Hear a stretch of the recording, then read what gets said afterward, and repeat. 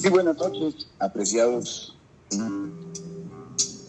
Muy buenas noches, apreciados oyentes de Radio María, Colombia, en el Perú. Es un gusto unirnos en estas horas con dos países y con muchos oyentes a través de nuestras redes sociales. Y para afrontar argumentos de interés. Me acompaña Fiorella de Ferrari, esta vez en Lima, en su ciudad natal. Fiorella, muy buenas noches, ¿cómo estamos? Muy buenas noches, Padre Germán. Feliz de estar en Lima. La verdad es que ya extrañaba mi ciudad y poder estar con nuestra gente en la radio, muy contenta. Y bueno, y tenemos un programa muy especial esta noche. Sin duda. Bueno, hemos invitado a Santiago Rospide. Él es un coronel retirado del ejército de Argentina, miembro de número del Instituto Argentino de Historia Militar del Ejército Argentino, profesor de Educación Superior en Historia, Instituto de Profesorado de Educación Católica. Licenciado en Relaciones Internacionales, especialista en Historia Militar Contemporánea, licenciado en Estrategia y en Organización. Un hombre brillante desde su carrera militar y también como historiador, sensible también a la realidad de los tiempos, desde una lectura, desde un criterio cristiano muy interesante. Acaba de publicar su libro La Revolución Francesa, y lo tengo ya en mi poder. Y la carátula nos trae el momento lamentable de lo que podría resumir la historia de Francia en muchos aspectos, con ocasión de la inauguración de los Juegos Olímpicos recientes en París. Bueno, de todo esto, pues, Fiorella, vamos a hablar de este tema de la Revolución Francesa, porque en este libro, que no es muy extenso, pero sí es muy rico en contenidos, seguramente el autor, y eso lo vamos a preguntar enseguida, pretende una interpretación de la Revolución Francesa plena, completa. El problema de la historia, queridos oyentes, querida Fiorella, es que admite muchas narrativas de acuerdo a los intereses de los partidos, de las épocas, de las tendencias. Y llegar a una historia objetiva, cierta, no es fácil. Bueno, entonces, Fiorella, si te parece, presentamos a Santiago. Muy buenas noches, Santiago, no sé desde qué punto de Argentina esté. Mi saludo cordialísimo. Buenas noches, Padre Germán, buenas noches, Fiorella. Estoy acá en Buenos Aires, Argentina. Estoy un poco afónico, pero bueno, como militar voy a hablar fuerte para que se escuche. Es un honor realmente que me hayan invitado y es un honor también, bueno, la presentación que me han hecho y que usted, padre, ya posee el libro de mi autoría. Así que le agradezco muchísimo que me inviten y todo lo que pueda aportar desde el punto de la historia, pero mejor dicho, desde el sentido cristiano de la historia, porque nosotros somos católicos, apostólicos y romanos, y así debemos enfocar la historia. Una historia cristocéntrica donde Cristo es el centro y no el hombre, y así apuntamos y le damos riqueza a todo nuestro devenir, ¿no? Muy interesante, usted que ha sido militar, un hombre académico, pero al mismo tiempo hombre que conoce tantas de las realidades, no solo de Argentina, sino del mundo, el que nos haga esta lectura fundamentada. Yo he estado mirando el libro con autores muy serios que precisamente han tenido el coraje de afrontar los conceptos desde un punto de vista cristiano. Yo haría una pregunta inicial, si se me permite, Fiorella, y es... hablamos ahora de lo políticamente correcto y de la verdad como tal, que a veces nos lleva más allá de lo políticamente correcto. Este drama creo que aparece en su obra permanentemente, ¿no? La lucha por decir las cosas como son y de no pecar de omisión. Lamentablemente todos decimos todos los días en la misa, yo me confieso, ¿no? de palabra, obra y omisión, pero el pecado que más confesamos es el de la omisión. Y entonces creo que por ahí comienzan muchos problemas. Así es, padre. Entonces, no sé, este aspecto, esta lucha interna del hombre, sí, por su autenticidad, creo que aquí comienza mucho de lo que aparece en su libro. Así es. tenía muchas ganas de escribir, tenía que dedicarle tiempo y bueno, ahora que ya estoy en situación de retiro, bueno, y no tan abocado a la milicia, al cuartel, decidí emprender esta obrita, que es un ensayo, pero es un ensayo prácticamente de apologética histórica, porque hay que defender la fe, como decía al principio, y este tema de la Revolución Francesa, que lo trato en las primeras páginas, es una revolución que nace en los espíritus. De hecho, todas las revoluciones han nacido en los espíritus, pero claro, han tenido que ser movidas por gente que pueda ir moviendo como un titiritero a la gente, al pueblo, al pueblo humilde, sencillo. Y decimos que la revolución nace en los espíritus porque nace desde el principio de la creación, cuando Adán y Eva son tentados por el enemigo, por el diablo, por Satanás, cuando le dice: si comen de esta fruta que le han prohibido, seréis como dioses. Entonces ahí ya surge, ¿no?, ese espíritu de apostasía, llamémosle así, en un principio, y de renegar, ¿no?, y de apostatar de lo que Dios le ha dado al hombre. Y bueno, y eso es un devenir en toda nuestra historia y en toda nuestra vida, porque lo nuestro, como usted dijo hace un rato, padre, somos pecadores, somos pasibles de caer, de levantarnos, somos humanos, no somos ángeles. Pero bueno, justamente esta Revolución Francesa es una revolución de inspiración demoníaca, porque desde el 14 de julio de 1789, la historia, por lo menos la historia del occidente cristiano, cambió 180 grados. Y bueno, son muchas las cosas que se podrían hablar, pero podríamos decir primero que cuando nosotros en el Padre Nuestro decimos: hágase tu voluntad en la tierra como en el cielo, ya acá el hombre en la Revolución Francesa dijo: no, Dios puede estar ahí, puede hacer un deísmo, una cosa así muy, muy lejana, Cristo directamente lo vamos a erradicar de la sociedad, y la voluntad se basa en la voluntad del hombre, solamente acá en la tierra. La voluntad de Dios no nos interesa nada. Entonces, si nosotros no pesamos las palabras del Padre Nuestro y no reconocemos que el verdadero Rey del universo, que abarca el mundo y todo lo que hay en el universo, esa maravilla que desconocemos, pero que sabemos que hay un Dios creador, un primer motor, como decía Aristóteles, es nuestro Señor Jesucristo. Hace poquito, el domingo pasado, celebramos la fiesta de Cristo Rey, que justamente el Papa Pío XI la instauró justamente por la guerra que habían sufrido los cristeros en nuestro país tan querido como México, ¿no? Y bueno, entonces, esto es lo que venimos a defender, el reinado social de nuestro Señor Jesucristo, porque la religión católica no es una quimera, la fundó el Hijo de Dios, Jesucristo, pero verdadero Dios y verdadero hombre. Entonces, tenemos que estar orgullosos de Cristo, y como decía San Pablo, si Cristo no resucitó, vana es nuestra fe. Entonces, dejemos de lado todo y vayámonos a dormir, apaguemos la luz y listo. Entonces, eso es lo que me empujó para defender justamente a nuestra formación católica, nuestro pensamiento católico, de lo que, como usted decía al principio, nos enseñaron, nos quisieron enseñar de lo políticamente correcto, a todos en las escuelas. Muy poca gente enseña lo que realmente fue esta nefasta revolución. Sí, Santiago, ¿cómo nos podrías ilustrar? Porque la Revolución Francesa crea como paradigmas históricos, ¿verdad? Que después se van a emular, se van a imitar, se van a seguir en diferentes países, en diferentes regiones del mundo.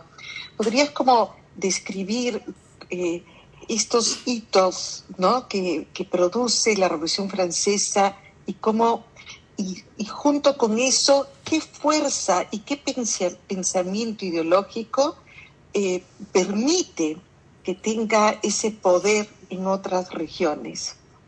Bueno, es una pregunta muy interesante, Fiorella. Muchas gracias por hacerla. El paradigma, para decirlo sencillamente en unas pocas palabras, de lo que fue la Revolución Francesa, es que el poder no viene ya más de Dios. El poder viene del hombre, o mejor dicho, el poder viene del pueblo. Y esto es muy interesante, porque a nosotros nos enseñan en la escuela, en la secundaria, o cuando estudiamos carreras humanísticas, por ejemplo la historia, a macha martillo de que el poder viene del pueblo. Eso es lo que nos enseñaron toda la vida. Y esto viene justamente de la Revolución Francesa.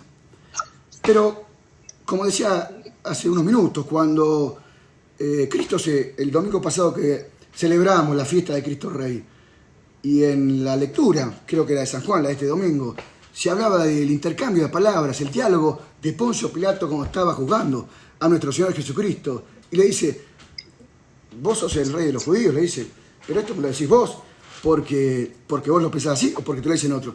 Entonces Poncio Pilato, ya como era él que le gustaba lavarse la mano, dice, no, yo no te estaría jugando acá si no sabría quién es el que te está llevando acá hasta el patíbulo, le dice, yo tengo poder, no lo dice no aparece en este evangelio, pero sí, más adelante lo dice. Y Cristo le dice, no tendrías ningún poder si no te ha sido dado de lo alto. Es decir, sencillo, clarísimo. El poder, le dice Cristo a Poncio Pilato, que representaba el poder político humano en la tierra, viene de Dios. Entonces, justamente la Revolución Francesa es un tiro por elevación, digamos, es como un córner, un cabezazo, hablando de fútbol, a nosotros que nos gusta, a los peruanos, a los colombianos, argentinos. Entonces, ¿qué? El hecho de decapitar al rey y a la reina, lo que se buscaba era de lo que el rey y la reina representaban en la tierra, más allá de si estaba corrompida la dinastía, la corona, etcétera, etcétera, que eso es otro cantar. Pero al decapitar al rey y a la reina, como lo pongo yo acá en la tapa de mi libro, María Antonieta, y así lo celebraron jocosamente los franceses, estaban demostrando que acá los que mandan son los hombres, acá los que mandan la revolución. Entonces, ese es el primer paradigma, lo tenemos que entender, tenemos que defenderlo, aunque no tengamos bandera, aunque no tengamos gente que nos siga. Lo dice Cristo, no tendrías ningún poder, le dice a Pilato, si no te hubiera sido dado desde lo alto, es decir, desde mi Padre. Y Cristo es Dios también. Entonces, acá comienza toda la historia de la Revolución Francesa. La Iglesia Católica, y esto no lo digo yo, Santiago Rospide, lo enseña la Iglesia, lo enseña el Magisterio, desde el primer momento, y lo señalo acá en el libro, condenó la revolución abiertamente. O sea, y no cualquiera, condenó el Papa Pío VI. Entonces, condenó la revolución porque la revolución es eminentemente anticristiana. La Revolución Francesa y todas las revoluciones que vienen después. La palabra revolución es revolver, es subvertir, es cambiar todo, es trastocar. Entonces, teniendo en cuenta este primer paradigma de lo que es la representación del rey, la corona, arriba tiene la cruz, y la cruz significa que a lo alto del hombre, del mundo, está Dios. Bueno, entonces fue un tiro por elevación, como decía, y después se desencadenaron cosas terribles que podríamos hablar en este tiempo que ustedes me están brindando, porque fue una guerra hasta inclusive religiosa, muy grave, que también se silenció, como todas estas cuestiones, para que la gente no se dé cuenta o no conozca la verdad. Pero, perdón, hablando esto es interesante porque en el tiempo de Bonaparte, que va a ser 10 años después, él se puede ver que inclusive hay un autoritarismo y hay elementos de fascismo en su régimen. Entonces lo que se trató de cambiar de esa revolución se va para atrás, se va o simplemente es este deseo de poder que tiene el hombre, pero la historia como que no fue consecuente, o la acción de los herederos de esta revolución como que traicionan el supuesto principio de esa revolución. Pero sí, Bonaparte como, bueno, un gran militar, un gran estratega, porque hay que diferenciar bien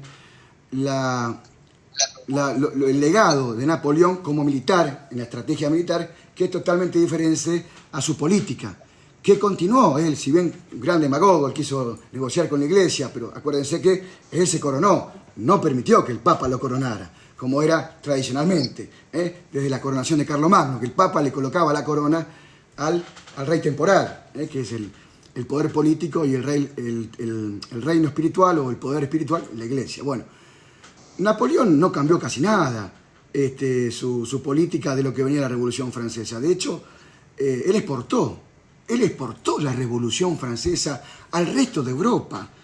Y recordemos, nosotros que somos hispanoamericanos, que España primero combatió abiertamente contra la Revolución Francesa. De hecho, el general San Martín, que es el protector del Perú, Fiorella debe saber muy bien, peleó, siendo oficial del ejército español, peleó contra las tropas revolucionarias y después peleó contra Napoleón mismo. Entonces, Napoleón es una personalidad, es un personaje nefasto para la historia occidental. Dejemos de lado la parte militar, que está perfecto, nosotros la hemos estudiado, las campañas militares son brillantes, parecen jugadas de pizarrón, si uno habla de fútbol, pero como personaje político continuó el legado de la Revolución Francesa y lo expandió.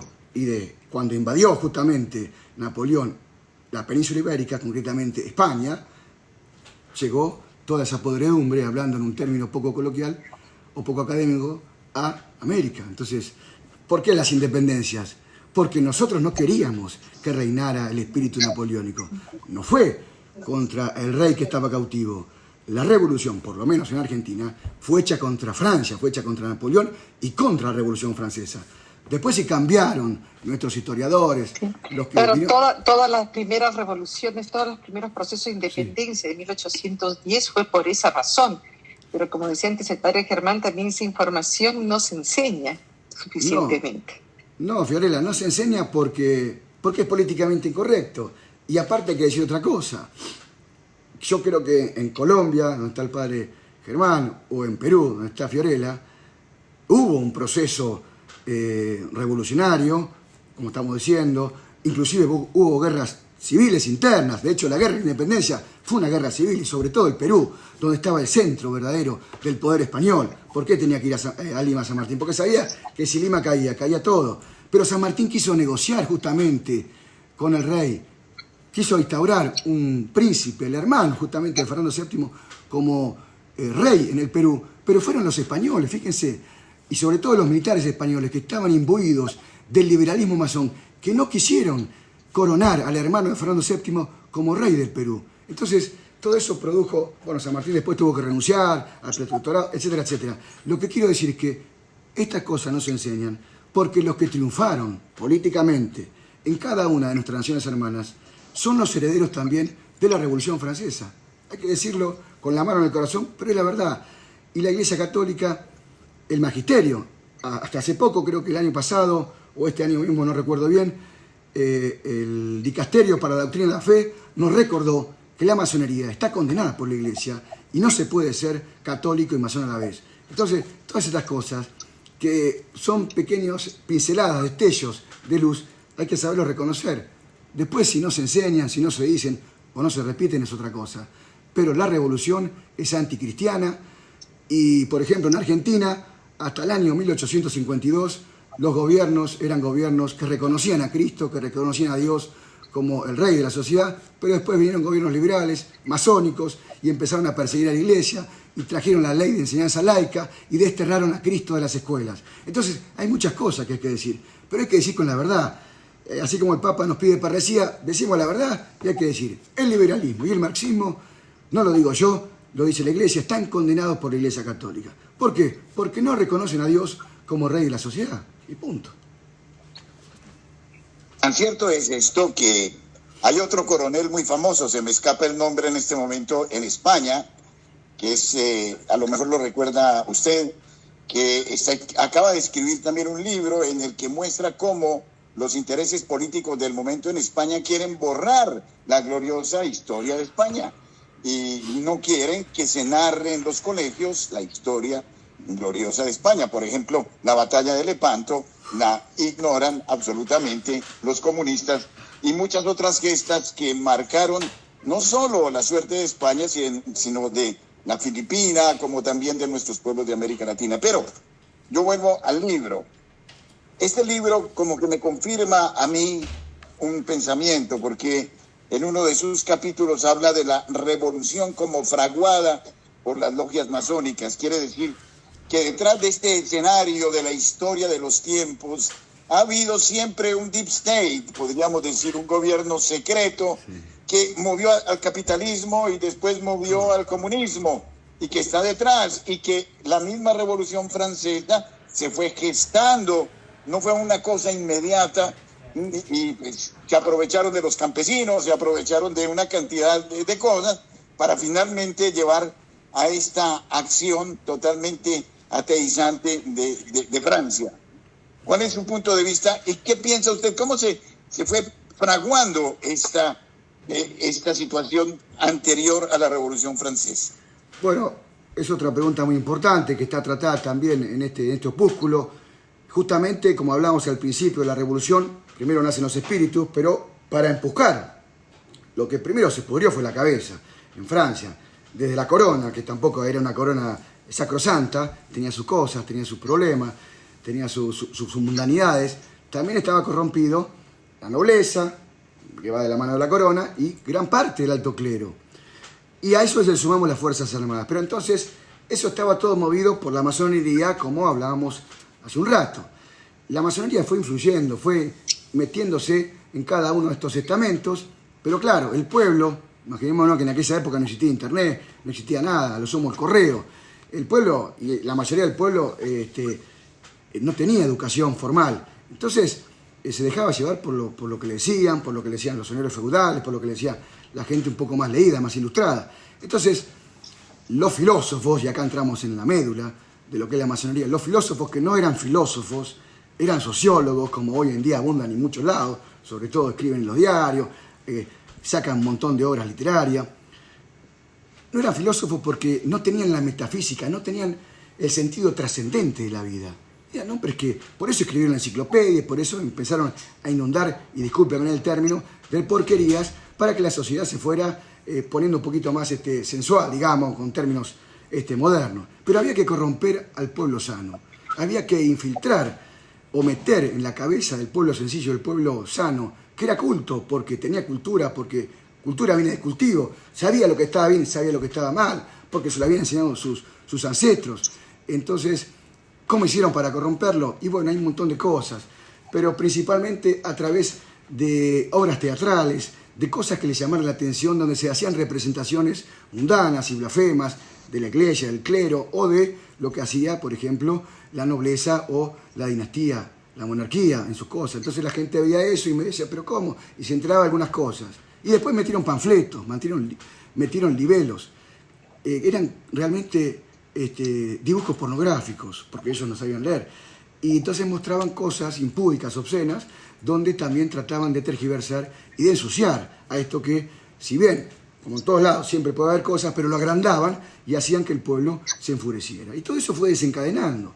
Y la masonería, que como dijimos, fue condenada al principio, ya del año 1738 fue condenada por la Iglesia, en la Mirari Vos, en la encíclica del Papa. Entonces, la revolución fue fraguada por las logias masónicas. Y la masonería, sabemos que en los grados más altos, por supuesto hay gente que ha salido de la masonería de contado, le rinden culto a Satanás, al diablo, al demonio, al otro, al impío. Entonces, ellos maquinan todo porque lo que quieren es que el rey de la sociedad y el príncipe de este mundo, que se lo dijo Cristo, el príncipe del mundo, es el diablo. Entonces, ellos rinden pleitesía al diablo y hacen celebraciones, ceremonias satánicas que son terribles, no en los primeros grados porque no saben, se desconocen, son muy compactas, están muy compartimentadas los grados de la masonería. Entonces, el enemigo número uno de las logias satánicas, y lo ha dicho el Papa León XIII en la encíclica de 1884 sobre la masonería, Manus Genus, es justamente la Iglesia Católica. Y son como dos equipos de fútbol que no se pueden ni ver, dos hinchadas que si se ven, se agarran. Entonces es la masonería y la Iglesia Católica, dos enemigos irreconciliables. Y justamente, para ya ir finalizando, digamos, este argumento, va socavando desde abajo, en las sombras. Nadie va ni se la presenta, yo soy masón. A veces los masones ahora aparecen, pero son la proa, lo que se ve, la máscara, el mascarón de proa. Pero no, lo que realmente están maquinando, que justamente erradicar el nombre de Jesucristo de la sociedad. Y lo estamos viendo a través de un montón de leyes y de acciones que mejor no repetirlas porque nos escandalizarían cada vez que tenemos que denunciar las porquerías que hacen estas leyes injustas, impías y anticristianas. Así que tú dirías que el objetivo de la masonería era la secularización de la sociedad.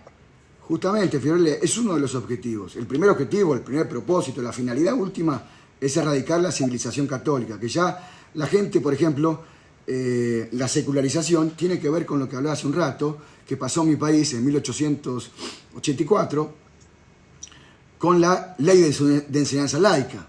Entonces, justamente, dijeron, no, hay que darle la enseñanza laica en las escuelas públicas porque cada uno puede elegir la religión que quiere, pero en forma individual. Entonces, separar a Dios de la sociedad, iglesia y Estado, asuntos separados.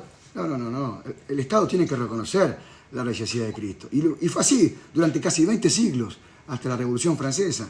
Entonces, la secularización justamente es eso, de a poquito ir metiendo el grano para sembrar gente que se olvide de Dios, que Dios no existe. Y esas pobres almitas, esos pobres chicos, que en la escuela, antes en las escuelas públicas, no sé si en Colombia o en Perú, todavía en las escuelas públicas se le da religión católica. En Perú todavía se enseña la iglesia, enseña la religión. Bueno, eso es una bendición de Dios, es una gracia de Dios. En Argentina no, está totalmente prohibido. Entonces, yo digo, esos chiquitos que van a la escuela y no tienen noción, pobrecitos, ellos no saben nada, porque son inocentes. Entonces ahí se aplica la ley natural. Si es una buena persona, seguramente, si nadie le habló de Dios y se muere, se va a ir al cielo porque cumplió con su... Ahora, o sea, si le enseñamos cómo es nuestra religión, cómo son las cosas, las normas, etcétera, etcétera, y todo lo que Jesucristo le dijo a los apóstoles, ir por todo el mundo pregonando los mandamientos como mandato para que ustedes hagan lo mismo que hice yo, bueno, eso es lo que hay que hacer. Pero sacar a Dios de las escuelas, eso es terrible. Y eso es el primer puntapié de lo que es la secularización.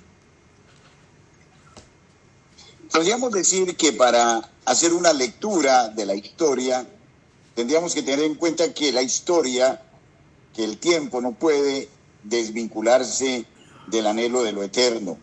Es decir, si miramos al anglicanismo, si miramos a la reforma protestante, siempre había intereses políticos que se disfrazaban de elementos teológicos, pero detrás había otros intereses de penetración. Y lo más curioso en la Revolución Francesa, si hablamos de Danton, hablamos de Robespierre y todo esto, se ve cómo efectivamente y todos estos, tomados por el demonio, terminan matándose entre ellos también. Es decir, aquí nos lleva la historia hacia una situación de caos, de anarquía, que parece de manera pendular repetirse a lo largo del tiempo, ¿verdad? Así es, padre. Sí, la mayoría, por no decir el 90% de los instigadores de estos filósofos eran masones. No quiero aventurar que era el 100%, pero la mayoría de los ideólogos fueron todos masones. Y el primero, más importante, que todavía sigue teniendo influencia, sobre todo para los que estudian Derecho, es Juan Jacobo Rousseau, que era un hombre que tuvo 5 hijos y abandonó casi todos. Entonces, ¿qué ejemplo puede dar este hombre que vino a socavar el principio de la autoridad y decir que la autoridad no viene de Dios, sino que viene del pueblo? Entonces, porque acá hay que aclarar algo también, y es muy importante. La democracia que vuelve a resurgir, y yo lo trato en el libro, que vuelve a aparecer, hace aparición en escena a partir de la Revolución Francesa, habían pasado 22 siglos, 2200 años, desde la otra democracia, que era la democracia ateniense, y que justamente había llevado la ruina a Atenas, porque se habían corrompido. Ese famoso siglo de oro de Pericles es una mentira, es una pantomima, porque Pericles primero estaba casado con Aspasia, que era una regenteadora de cabaret y de lugares impúdicos, y entonces se dejó llevar por la mujer, obviamente en la casa manda siempre la mujer, y entonces llevó todas esas ideas, o sea, esa mentalidad perversa que tenía Aspasia, y fue corrompiendo toda Grecia. O sea, principalmente Atenas, perdón, y después se expandió. Y el mismo Aristóteles, que se estudia en Derecho, yo no soy abogado, pero Aristóteles en su Tratado de Política, cuando habla de las 3 formas puras de gobierno, dice que es la monarquía, la aristocracia y la república. La República de Colombia, la República de Perú, la República de... No habla de la democracia, dice que las impuras son de la monarquía, la tiranía, de la aristocracia, la oligarquía, y de la república, la forma impura es la democracia. Entonces, si esto después los profesores de Derecho Constitucional lo quisieron cambiar en las universidades, es otro cantar, pero Aristóteles dijo eso. Entonces, cuando hay una Revolución Francesa, aparece de vuelta la democracia. Y la democracia, se habla mucho de democracia, pero de república se habla muy poco. Esto es otro tema que es interesante. Yo no soy un hombre de la letra, jurídico, pero es un tema que tenemos que saber, padre. Pero yo diría que hoy en día, es entrar en otro tema que mejor no porque tenemos que ser especialistas, pero no se concibe nuestros países y nuestro modo de hacer política y de vivir en la sociedad sin un régimen de democracia. Yo creo que después de todos estos siglos es la manera en que nosotros ejercemos nuestro derecho, ¿verdad?, en cada país. Entonces, yo no lo podría concebir de otra manera. Otro punto es estas ideologías, y también por eso hablábamos de esta secularización, de esta separación que es necesario también de Estado e Iglesia, pero donde se ha hecho todo un esfuerzo de estos concordatos entre la Iglesia y el Estado para que la religión y la Iglesia en América Latina, especialmente la Iglesia Católica, siga teniendo una influencia, ¿no?, en la sociedad de acuerdo a las verdades que Jesucristo nos trajo, ¿no?, que nos revela, porque justamente en este diálogo que tú antes mencionabas, que nos dice el Evangelio el domingo entre Jesús y Pilato, él va a decir: yo he venido para dar testimonio de la verdad, ¿no? Entonces es en Jesús que encontramos la revelación de la verdad completa. Y Satanás, el diablo, lo que hace es apartarnos de la verdad. Y bueno, y todos estos sistemas que van tergiversándola. Pero me parece que también en los últimos siglos hemos hecho todo un camino que ya es irreversible. Exacto, Fiorella. Pegaste ahí, metiste un gol, porque la verdad, justamente, nosotros defendemos la verdad, y la verdad crucificada, que es Jesucristo. Entonces, así como al principio hablábamos de que nosotros defendemos o queremos enseñar a hacer docencia de un sentido cristiano de la historia, un sentido cristocéntrico, porque todo pivotea alrededor del Creador. Toda la teología de la salvación gira alrededor de Cristo. En el Antiguo Testamento se lo va anunciando: viene Cristo, nos salva, pero va a venir. Pero entonces la verdad es lo que nos hace libres. Y acá está, y me gustaría acotar algo sobre lo que la Iglesia, y quiero mencionar al Papa, a San Pablo VI, en su encíclica Octogésima Advenias, condenó abiertamente el liberalismo y el marxismo, y dijo así, comillas: el cristiano que quiere vivir su fe en una acción política concebida como servicio, tampoco puede adherirse sin contradicción a sistemas ideológicos que se oponen radicalmente o en los puntos sustanciales a su fe y a su concepción del hombre, ni a la ideología marxista ni a la ideología liberal. Cierro comillas. El Papa San Pablo VI. Entonces, no es de ahora, y antes de Papa Pablo VI también. Entonces, lo que nosotros nos mueve no es la libertad, que es para los liberales, o la igualdad para el comunismo, es la verdad. Entonces, viva la verdad, tenemos que decir. La verdad es lo que nos mueve, y es Jesucristo. No tengamos miedo, porque Cristo va a volver, y ya lo prometió. Entonces, y Cristo va a volver, y si no vuelve, entonces, ¿para qué estamos acá? Es como dice San Pablo: si Cristo no resucitó, vana es nuestra fe, todo se cae a pedazos. Y no es así, porque lo sabemos. A la luz de este libro de la Revolución Francesa, quiero hablar un poquito de la política actual. No voy a nombrar personajes ni naciones, pero me parece que hay graves peligros. Por un lado, las izquierdas, que quieren abandonar cualquier discurso de Dios. Pero por otro lado, los gritos libertarios también vuelven a gritar, sí, la libertad, la libre economía, todo esto, pero hay un peligro gravísimo ahí, me parece. Correcto. No sé, y es interesante que lo analicemos, que no hay una referencia a los valores cristianos, a los valores espirituales, que son, diríamos, únicos, porque la Iglesia es la única que habla de la defensa de la dignidad de la persona humana como imagen y semejanza de Dios. Esos discursos no aparecen, entonces seguimos escuchando profetas y cantos de sirenas muy interesantes que se pueden de repente ilusionar sobre mejorar el déficit de una nación, pero que prescinden de una referencia explícita de una lectura antropológica típicamente cristiana, y este es uno de los grandes desastres de la humanidad. Así es, padre, pero esto es muy sencillo, padre Germán, de explicárselo a la audiencia.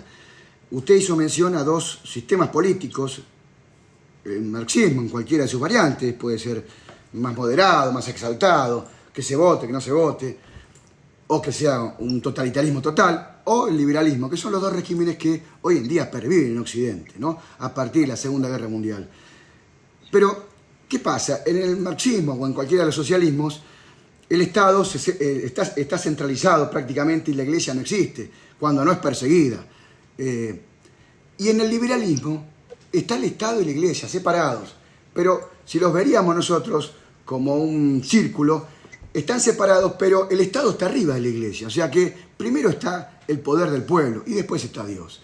En cambio, en el Estado católico, que era la cristiandad, y que tuvimos algunos regímenes a principios del siglo XX, ya no más, el Estado está fusionado con la Iglesia Católica y reconoce la religiosidad de Jesucristo, y es un Estado confesional. Eso es una herencia de la cristiandad y que el Papa León XIII reconoce como el mejor tiempo, donde el espíritu del Evangelio gobernaba en los estados, donde el espíritu y la ley de Dios insuflaba todos los estamentos de la sociedad, principalmente el Estado, y de ahí se derramaba. Entonces, eso es un Estado católico. Entonces, no tengamos vergüenza de que sea así, porque si no, ¿para qué estamos? ¿Para qué nos ordenó Cristo que vayamos a predicar? Porque es una orden. Yo soy militar y estoy acostumbrado a que me den órdenes, y cuando ya bajé jerarquías altas, a dar órdenes a mis subalternos. Entonces Cristo dijo que les ordenaba, les ordeno que vayan. No dijo, te pido por favor, si vos querés. No, no es así. Cristo es un rey, es un jefe, es el jefe de los ejércitos celestiales.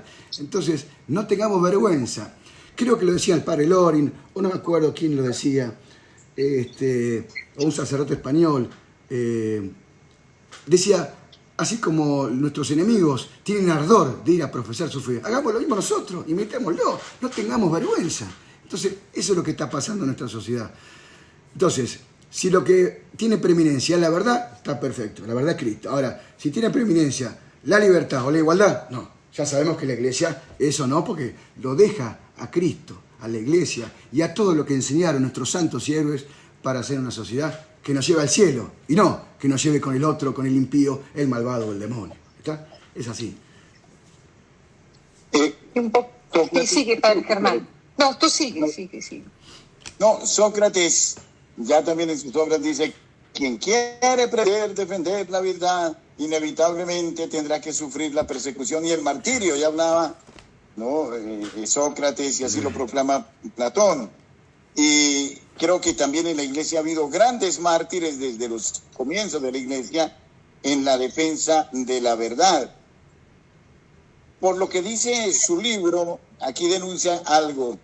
Estamos cayendo en una ausencia de profetismo, ¿es cierto? En el mundo, como para hablar claro frente a todo esto, entonces imperan las voces de del secularismo, de un laicismo extremo, y nos quitan la legitimidad de la defensa de la persona humana. A ver, el propósito mío de este opúsculo, de este ensayo, es despertar las conciencias, sobre todo aquellos que somos católicos y aquellos que lo son y tienen el fuego apagado, con el asado en las cenizas, que hay que beberlo para hacer el asado. Lo que estoy buscando es que nos sintamos orgullosos de nuestra profesión de fe, con orgullo, con alegría, y tenemos que dar el buen combate que nos enseñó San Pablo, porque hay que correr en la maratón, hay que correr en el juego olímpico, pero uno solo es el que obtiene el trofeo. Tratemos de alcanzar el trofeo y de coronarlo, para que el día que nos vayamos de este mundo nos encontremos con el Señor. Entonces, en definitiva, es lo que decía también el Papa Pío X en su lema, restaurar todas las cosas en Cristo. Justamente es eso. Y creo que sí, que en el fondo a muchos cristianos les da vergüenza de profesar la fe. Y nuestros enemigos nos pasan por arriba, nos pasan por adelante. Pero para eso hay que estar formados. Tenemos que estar formados. Así como el jugador de fútbol no es solo patear la pelota y meterla al arco. Tiene que tener técnica, tiene que saber entrenarse, tiene que esforzarse, tiene que dormir antes del partido. Acá es lo mismo. Hay que leer, hay que formarse. Si uno puede hacer ayuno, que haga ayuno. Si uno cayó en pecado, tiene que confesarse. Porque el enemigo va para aprovechar cualquier oportunidad para pegar una zancada. Justamente a los grandes santos, como el padre Pío de Pietrelcina, eran los que combatía el enemigo.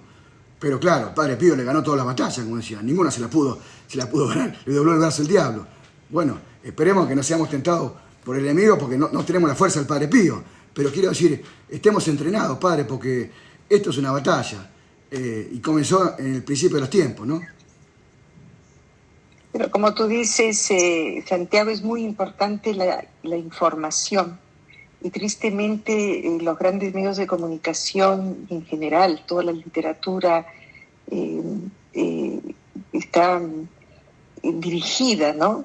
Por ciertos intereses y quiere entregar cierta información. Entonces, quedan pocos medios, ¿no?, que tienen esta osadía de hablar las cosas y bueno, pero es necesario.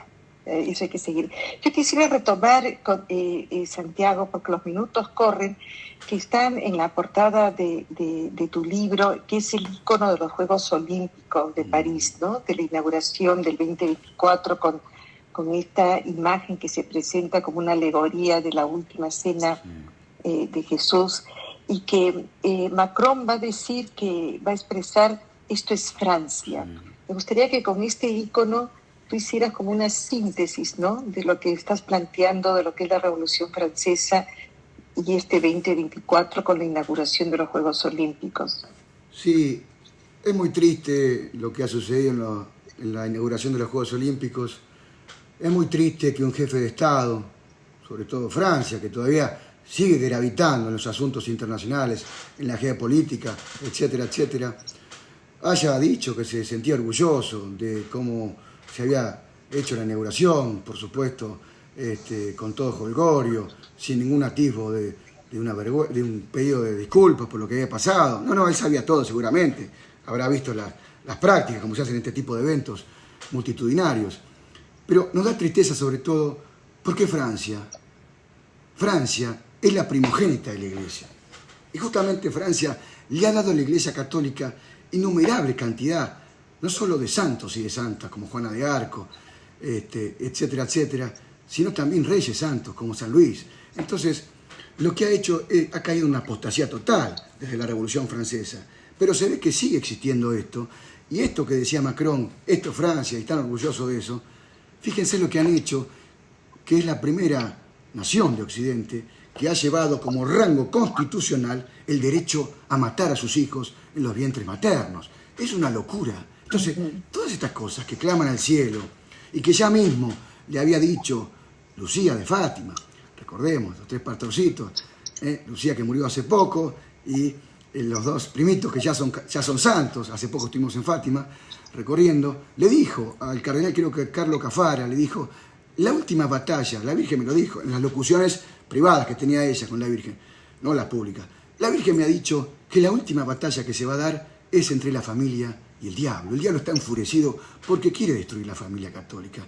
Y esto del aborto, y esto de las leyes antinaturales, cosas que son pantomimas, que quieren imitar al hombre, a la mujer, no se puede. Dios no creó hombre y mujer, por favor, que puede haber un caso, hay un caso, puede ser lo que sea, pero en el fondo le sacan la célula y se van a dar cuenta si es hombre o mujer. Y, bueno, entonces estas cosas, estas leyes alocadas, y esto que pasó en Francia, representando impíamente, sacrílegamente, una blasfema abierta justamente contra la última cena, que es justamente el centro y el culmen de nuestra religión católica, la Eucaristía, Jesucristo. Entonces, crucificado y resucitado, son síntomas, no, son mensajes estratégicos, nos están diciendo: a ver, dense cuenta, y después ponen a María Antonieta que le cortan la cabeza y se matan de la risa. Entonces, están las dos cosas que hablamos al principio. La monarquía católica, más allá que tenía sus problemas, no existe más, le cortamos la cabeza. Y a la religión católica, después que matamos a los reyes, lo vamos a perseguir, como hicimos en la región de la Vendée, que es la zona occidental de Normandía, por supuesto, el oeste de Francia, donde se persiguió y hubo un genocidio, digámoslo abiertamente, y la Iglesia también lo ha dicho, de miles, más de 300.000 católicos franceses que no querían arrodillarse ante la República anticristiana y democrática francesa y fueron masacrados. No vamos a hablar de las atrocidades que hacían, cómo los mataban, hacían cualquier cosa, pero eso se cayó. Se lo puso bajo 7 candados. ¿En qué año fue eso? Eso fue entre 1792 y 1795. La época del terror, la época de Robespierre. Era terrible. Entonces, estas cosas, la gente no las sabe, porque no las enseñaron. Pero me gustaría también agregar algo. Acá está el padre Germán, Colombia. Bueno, mi esposa es colombiana. Pero Colombia tiene dos santos. Tiene uno, Santa Laura Montoya. Pero tiene un santo español que fue obispo de Pasto, San Ezequiel Moreno Díaz. Y es un hombre de fines del siglo XIX, que justamente ya habían terminado las independencias en nuestros países, y el liberalismo se iba metiendo, iba socavando la sociedad con leyes anticristianas, y le tocó pelear ahí por supuesto no con las armas, sino con la fe, con la palabra, en la región del sur de Colombia, que es una región muy católica, y yo la he conocido, los Pastusos. Y justamente San Ezequiel Moreno Díaz, que era español, decimos, pero todo su magisterio episcopal lo tuvo allí en Pasto, en Colombia, cuando murió pidió por favor que colocaran en su tumba un epitafio sepulcral que dijera, comillas, el liberalismo es pecado. Y así fue colocada, existe la tumba en España, no sé en qué lugar de España. Entonces quiere decir entonces que lo que la Iglesia enseña no es por capricho, sino porque ve las consecuencias nefastas que tiene la sociedad. Por favor, tratemos de hacer las cosas bien y despertemos a la gente para que, bueno, no sé, salvar almas. Esa es la misión que también le dio Cristo a la Iglesia Católica, y de proclamar. Lo primero es la salvación de las almas. El resto viene con añadidura. Fijémonos en Don Bosco, yo soy salesiano. Don Bosco estaba con los pobres, andaba con la sotana y se remangaba la sotana y se metía en el barro allá en Turín y recorría los lugares y se llevaba los berrinches a los chiquitos y le daba la catequesis. Y sin embargo él no pactó con el comunismo ni tampoco con el liberalismo. Y hoy está en los altares y fue un santo ejemplar que no se ensució para estar con el marxismo. No, son dos cosas diferentes. La Iglesia tiene su doctrina social y que está perfecta, hay que defenderla, pero no es comunismo, es la doctrina social de la Iglesia. Y bueno, esas son cosas que son olvidadas. La historia a lo largo de los tiempos ha mostrado esta tensión entre el materialismo y la trascendencia. Y de ahí no se ha podido desprender la historia a lo largo de los tiempos. También en esta época presente, me gustaría que habláramos un poquito de este gobierno profundo, donde lo decía un analista no precisamente católico, elementos fundamentales de este nuevo orden mundial será acabar, y no lo han podido hacer a lo largo de los siglos, con la tradición judeocristiana. ¿Cómo ve este aspecto que sigue en los tiempos y que ahora aparece fascinante a través de la tecnología y de todos estos anticristos, diríamos, que prometen una felicidad meramente horizontal que no trasciende? Bueno, si vamos al término y si vamos al concepto o a lo que representa estas tres palabras, nuevo orden mundial, pensemos, nuevo orden mundial. ¿Por qué nuevo? Porque había un viejo orden mundial, era la cristiandad, era el conglomerado de las naciones, principalmente europeas, que estaban conformadas por la cristiandad. Después se fueron separando a través de la paz de Westfalia, ¿no? Y se crearon los Estados-nación. Pero ese era el viejo orden mundial. Eso fue la cristiandad que decía hace un rato, que el Papa León XIII decía, era la época donde el espíritu del Evangelio gobernaba en los estados. Entonces, eso es lo que nosotros tenemos que tratar de defender. Y el nuevo orden mundial quiere romper con todo eso, como usted dice, padre. Quiere romper contra nuestra herencia, con nuestras tradiciones, con nuestra cultura, con nuestra religión y con nuestra lengua también. Entonces, tenemos que luchar, tenemos que dar buen combate. El padre Castellani, que fue un sacerdote jesuita nuestro, un gran apologeta, muchas obras sobre el fin de los tiempos, él decía justamente que la quinta trompeta, cuando va analizando el Apocalipsis, es la Revolución Francesa y todo lo que se desencadenó después. Las langostas son la cadena de sofistas, estos filósofos sofistas que hablan como se enfrentaba Sócrates, como hablaba hace un rato, con los sofistas que tergiversaban la verdad. Y cuando Sócrates le dice, toma la cicuta, Sócrates dice, yo no sé quién va a estar mejor cuando me voy. ¿Voy a estar mejor yo o ustedes? Me parece que yo voy a estar mejor ahora cuando tome la cicuta. Seguramente está arriba, porque Sócrates reconocía que había un primer motor, que había una verdad, una única verdad, en potencia. ¿Está? Entonces, estas cosas del nuevo orden mundial hay que verlas con anteojera, con una lupa, y guarda, que no nos metan liebre por gato y fijarse bien qué es. Desde ya, el nuevo orden mundial es anticristiano y no va con nosotros. Interesante. ¿Sabes que nunca me había puesto a pensar en eso? ¿Por qué era nuevo orden mundial? O sea, comparado al cuál era el primero, cuál era el orden mundial. Y también la comunidad europea no ha querido reconocer las raíces cristianas de la cultura europea, que ha sido muy triste, ¿no? Si no me equivoco, fue Juan Pablo II que lo estuvo pidiendo. Así es. Se negaron a ponerlo por escrito, las raíces comunes del cristianismo. Qué terrible, Fiorella, muy bien lo que decís. Sí, eso fue allá por el año 2000 y pico, cuando estaban debatiendo la Constitución Europea exactamente, y Juan Pablo II les dice, por favor, reconozcan las raíces, no den la espalda a esta herencia que tienen, y sin embargo no. Es decir, Europa ha apostatado prácticamente la fe. Yo viajo 2 veces al año a Europa, y cuando llego a España, creo que es la que está más descristianizada, y da ganas de llorar, porque la juventud no sabe ni quiénes son sus héroes, ni quiénes fueron sus santos, ni quién es la reina Isabel o San Fernando, ni qué fue la batalla de Lepanto, ni nada. Estuve en Austria también, y uno ve Viena, y sabe lo que fue el sitio de Viena también, un siglo después de Lepanto, y esa cristiandad que a la fuerza y con las armas, y con la ayuda también, y la bendición de la iglesia, luchaba para defender la fe. Porque una cosa es un conquistador, un imperialismo, que va, nosotros nos defendemos, no nos pisen a nosotros. Esa es la guerra justa, la de la defensa de la verdad. Entonces, ver que murieron muchos hombres, murió mucha gente para defender la fe en Europa, y hoy en día Europa está desfigurada y está conquistada no por las armas, sino por los vientres. Va a desaparecer Europa en 50, 100 años, va a ser de mayoría de otra religión y no de la nuestra. Entonces, ¿qué ha pasado? Ha apostatado la gente. Y ese es el peor de los cambios, porque es un talante, la forma de entender y de querer cambiar el mundo. Decía Donoso Cortés, y acá voy a terminar para no alargarlo, un gran pensador, un filósofo español, que yo vi mucha gente que ha perdido la fe y ha vuelto a la fe, pero no he visto ninguna sociedad que ha perdido la fe y que ha vuelto a ella. Justamente eso es lo que pasa en Europa. Es muy triste. Dios quiera que se cumpla la profecía de Juan Pablo II, que dijo, América irá a Europa a devolverle lo que ellos nos trajeron a nosotros, con la fe, con la cultura y con la lengua.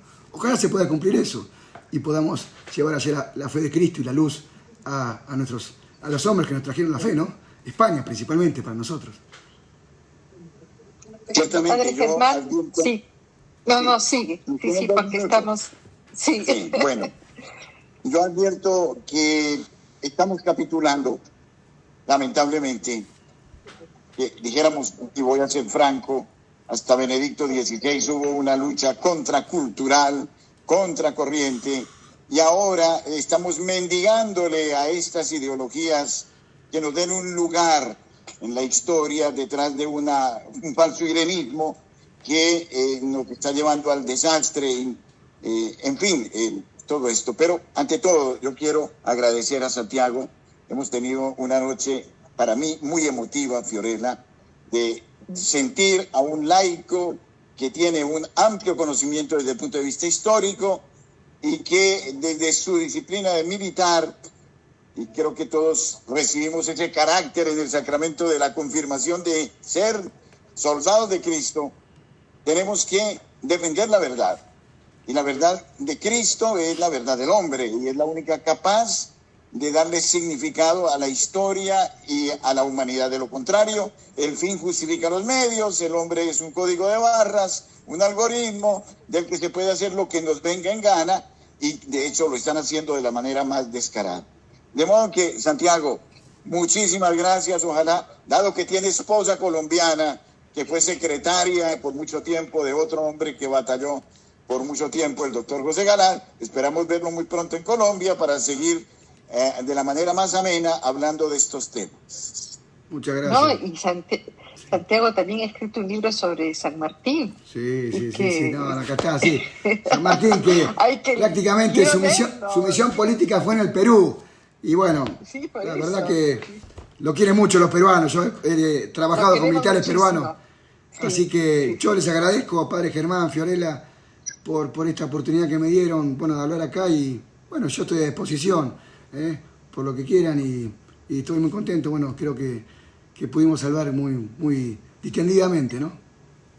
Muchas gracias, Santiago. Ya lo vamos a molestar en otros momentos seguramente, porque necesitamos de esta militancia en el buen sentido de la palabra, ¿no? Por amor a Jesucristo. Así y bajo la guía de la Santísima Virgen. Bueno, Fiorella, despide tú, por favor.